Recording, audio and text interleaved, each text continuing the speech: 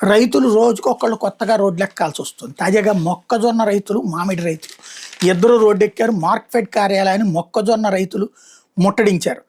పొగాకు వేయొద్దన్నారు, మొక్కజొన్న వేశామని, తీరా పంట చేతికొచ్చే సమయానికి ధర లేదని, కొనేవాళ్ళు లేక తీవ్రంగా నష్టపోతున్నామంటూ ఆవేదన వ్యక్తం చేశారు. ఆదుకోవాల్సిన రాష్ట్ర ప్రభుత్వం కేంద్రానికి లేఖలు పెట్టి కాలయాపన చేస్తుందని మండిపడ్డారు. తక్షణమే కొనుగోలు కేంద్రాలు ఏర్పాటు చేసి కనీస మద్దతు ధరకు పంటను కొనాలని డిమాండ్ చేశారు. కొనుగోలు కేంద్రాలు ప్రారంభించకుండా రైతులు మభ్యపెట్టే యత్నం చూస్తూ ఊరుకునే ప్రసక్తి లేదని హెచ్చరించారు.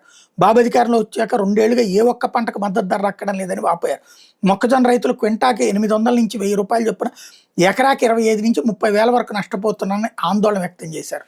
ఇక్కడే అసలు విషయం ఏంటంటే, రేపు వీళ్ళందరూ ఇట్లా గొడవ చేసి అమ్మేసుకోవాలి బ్రోకర్లకి తక్కువ రేటుకి.